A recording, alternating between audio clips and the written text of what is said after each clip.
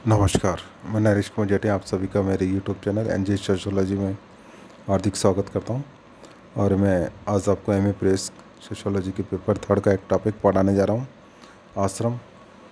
आश्रम का जो फर्स्ट पार्ट है मैंने आपको पहले पढ़ा दिया, जिसमें आश्रम क्या होता है और आश्रम के प्रकार के बारे में बताया था। उसमें मैंने 4 प्रकार बताए थे।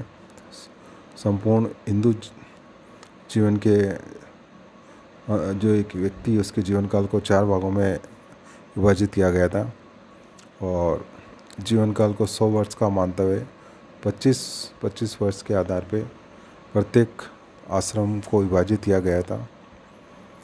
और उसमें गृहस्थ आश्रम, पहला आश्रम जो है ब्रह्मचर्य आश्रम, दूसरा होता है गृहस्थ आश्रम, तीसरा वानप्रस्थ आश्रम और अंतिम आश्रम होता है संन्यास आश्रम।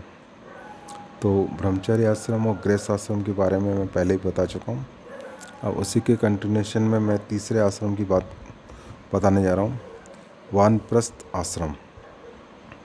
शास्त्रकारों के अनुसार 50 वर्ष की आयु पूरी कर लेने के बाद में व्यक्ति को वानप्रस्थ आश्रम में प्रवेश करना चाहिए। मनु ने बताया कि जब गृहस्थ ये देखे कि उसके शरीर की त्वचा शिथिल हो गई है, उसमें झुर्रियाँ पड़ गई और बाल पक गए, पुत्र के भी पुत्र हो गया, तब विषयों से मुक्त होकर वे वन का आश्रय लें। और इसके बाद में उसका वानप्रस्थ आश्रम प्रारंभ हो जाता है। शाब्दिक दृष्टि से वानप्रस्थ का अर्थ जो होता है वन की ओर प्रस्थान करना। इससे स्पष्ट होता है कि 50 वर्ष की आयु प्राप्त कर लेने के बाद व्यक्ति अपने परिवार, नाते, रिश्तेदार और समाज को छोड़कर जंगल में चला जाता है और मानव मात्र की सेवा में अपना समय लगाता है। ये 75 वर्ष की आयु तक सब इसी आश्रम में रहता है। वानप्रस्थी के लिए बताया गया कि उसे जंगल में कुटिया बनाकर रहना चाहिए। वह जंगल में अकेला भी जा सकता है और अपनी पत्नी के साथ भी रह सकता है। घर से निकलकर जंगल में रहकर वह त्याग में जीवन व्यतीत करता है। अपने विषय भोगों पर नियंत्रण पाने के लिए प्रयत्न करता है। वन में वह सरल, त्यागमय और सेवा में पवित्र जीवन बिताता है। अपने को प्रभु चिंतन में लगा देता है। वानप्रस्थी निष्काम भाव से कर्म करता है और विद्यार्थियों को निःशुल्क शिक्षा प्रदान करने के साथ साथ उनके चरित्र निर्माण और व्यक्तित्व के विकास में महत्वपूर्ण योगदान देता है। इस आश्रम का जो मुख्य लक्ष्य व्यक्ति को संन्यास आश्रम के लिए तैयार करना होता है और इसी बात को ध्यान में रखते हुए वानप्रस्थी के कर्तव्य को निश्चित किया गया।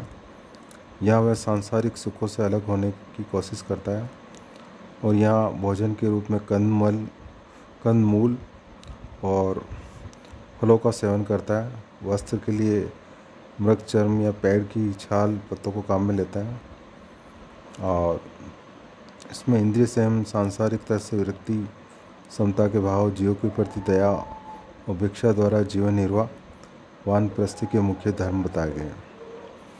वानप्रस्थ आश्रम का अगर महत्व की बात करें तो ये इस दृष्टि से इसका विशेष महत्व है कि इसके माध्यम से व्यक्तित्व शुद्धि और सामाजिक कल्याण के उद्देश्यों की पूर्ति में काफ़ी सहायता मिली है। 50 वर्ष की आयु में गृहस्थ त्याग कर वानप्रस्थी बन जाने से युवा पीढ़ी के लोगों को परिवार में सब प्रकार के अधिकार प्राप्त हो जाते थे। इससे पारिवारिक जीवन में संघर्ष की संभावना काफ़ी कम हो जाती थी। ऐसी स्थिति में समाज को आर्थिक समस्या का सामना नहीं करना पड़ता है और बेकारी की समस्या भी उत्पन्न नहीं होती है। वानप्रस्थी अपने जीवन के लंबे अनुभव और त्याग में आदर्शों के आधार पर ब्रह्मचार्य को शिक्षा प्रदान करता है, उसका मार्गदर्शन देता है और चरित्र निर्माण में महत्वपूर्ण भूमिका निभाता था। नेक्स्ट आश्रम जो है संन्यास आश्रम। मनुस्मृति में बताया गया है कि आयु के तीसरे भाग को वन में व्यतीत करने के बाद आयु के चौथे भाग अर्थात 75 वर्ष की आयु के पश्चात वानप्रस्थी संसार को छोड़कर संन्यास आश्रम में प्रवेश करता था। अब वह सामाजिक और सांसारिक संबंधों से पूर्णतः अलग हो जाता था। सन्यासी उसे ही माना गया है जो संसार का पूरी तरह त्याग कर चुका हो। संन्यास आश्रम में प्रवेश करने पर व्यक्ति अपना पुराना नाम भी त्याग देता और सन्यासी के रूप में नवीन नाम ग्रहण करता था। इस आश्रम में सन्यासी के लिए एक ही पुरुषार्थ प्राप्त करना शेष रहता था और वह मोक्ष। इस प्राप्ति के लिए उसे सब कुछ त्यागना पड़ता है वह स्थायी रूप से एक स्थान पर नहीं रहता, वह एक स्थान से दूसरे स्थान पर घूमता है, लोगों को उपदेश देता रहता है। सन्यासी को अपने पास कुछ भी रखने की आज्ञा नहीं थी। वह जीवन मृत्यु की चिंता से परे होता था। अपनी भोजन संबंधी आवश्यकताओं की पूर्ति के लिए वह दिन में केवल एक बार भिक्षा मांग सकता था।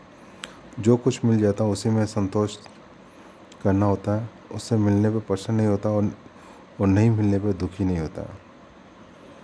वायु पुराण के अध्याय 8 में सन्यासी के 10 कर्तव्य बताए गए हैं। भिक्षावर्ती से भोजन प्राप्त करना, चोरी नहीं करना, भ्रम और आंतरिक पवित्रता रखना, प्रमादी नहीं होना, ब्रह्मचर्य का पालन करना, दया करना, प्राणियों के प्रति क्षमावान होना, क्रोध नहीं करना, गुरु की सेवा करना और सत्य बोलना। नेक्स्ट है संन्यास आश्रम का महत्व। कुछ लोगों का कहना है कि संन्यास आश्रम आत्मिक विकास की दृष्टि से महत्वपूर्ण है, लेकिन संपूर्ण सामाजिक व्यवस्था की दृष्टि से उपयोगी नहीं है। इसका कारण ये बताया गया कि अन्य सभी आश्रमों में व्यक्ति समाज की कुछ न कुछ सेवा करता है, परंतु संन्यास आश्रम में अपने लिए ही सब कुछ करता है, मोक्ष प्राप्ति के प्रयत्न में लगा रहता है। वह एक स्थान से दूसरे स्थान पर घूमता रहता है, अपनी योग्यता और अनुभव के आधार पर लोगों का मार्गदर्शन करता रहता है। लोग उससे श्रेष्ठ पुरुष सन्यासी का आदर करते हैं, इससे परामर्श लेते हैं और उसकी शिक्षाओं को ग्रहण करते हैं। अब नेक्स्ट हम ये जो आश्रम व्यवस्था है, आश्रम व्यवस्था का समाजशास्त्रीय महत्व, इसके बारे में बात करेंगे। इस संपूर्ण जो जीवन काल को आश्रम व्यवस्था में विभाजित किया गया और उसके कर्तव्य आचरण बताए गए हैं। तो इस प्रकार जो ये व्यवस्था की गई उसका समाजशास्त्रीय महत्व क्या है, इसके बारे में मैं बताने जा रहा हूँ। आश्रम व्यवस्था का महत्व इस बात से स्पष्ट है कि इस व्यवस्था ने व्यक्ति के समाजीकरण, व्यक्तित्व के विकास, समाज कल्याण, समाज की उन्नति में काफ़ी योगदान दिया। इसमें पहला जो इसका महत्व है वह जीवन के समुचित विकास की भावना।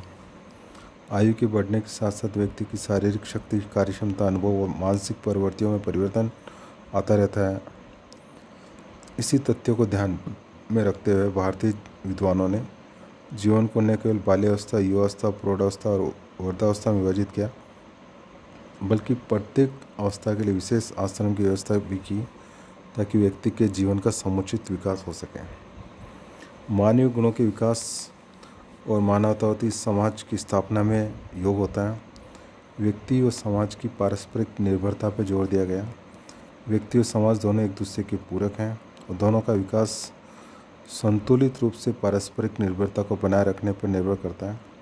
व्यक्ति प्रत्येक आश्रम में अपने दायित्व का निर्वाह करते हुए ये भली भांति समझ लेता है कि केवल स्वयं और अपने परिवार के लिए नहीं होता, और यहाँ ये स्पष्ट रूप से जान लेता है कि समाज ने भी कदम कदम पर उसके विकास में महत्वपूर्ण योगदान दिया है। अतः समाज के प्रति उचित रीति से अपने दायित्व को निभाने का भाव उसमें जागृत होता है।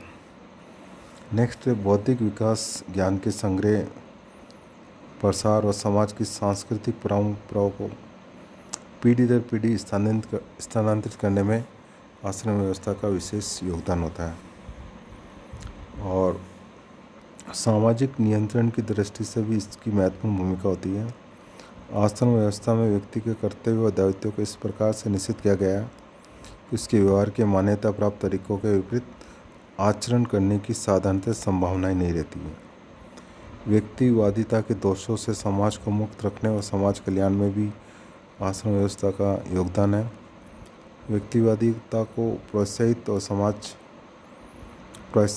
और समाज कल्याण की अवहेलना करके कोई भी समाज अधिक समय तक सुसंगठित और सुरक्षित नहीं रह सकता। अतः इसलिए भारतीय विचारकों ने आश्रम व्यवस्था के व्यक्ति के कर्तव्य का निर्धारण इस प्रकार से किया कि समाज व्यक्तिवादिता के दोषों से मुक्त रहे। व्यवहारिक और उपयोगितावादी, आश्रम व्यवस्था में व्यवहारिक और उपयोगितावादी पक्ष पर विशेष ध्यान दिया गया। यहाँ व्यक्ति के कर्तव्य को निर्धारित इस प्रकार किया गया है कि संपूर्ण समाज का हित हो। लास्ट में हम आश्रम व्यवस्था के अगर मूल्यांकन की बात करें आधुनिक भारत में आश्रमों का व्यावहारिक महत्व है।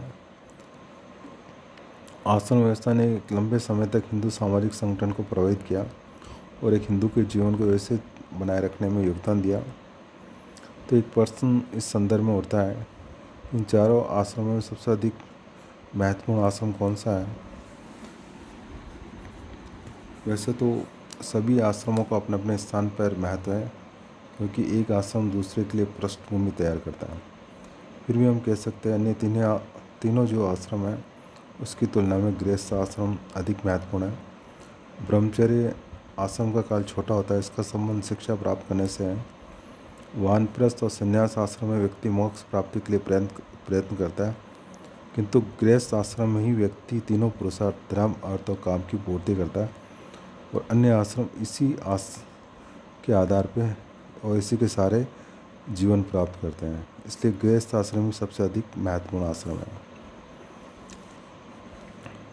तो ये मैंने आश्रम व्यवस्था क्या होती है इसके बारे में आपको बताने का प्रयास किया। धन्यवाद।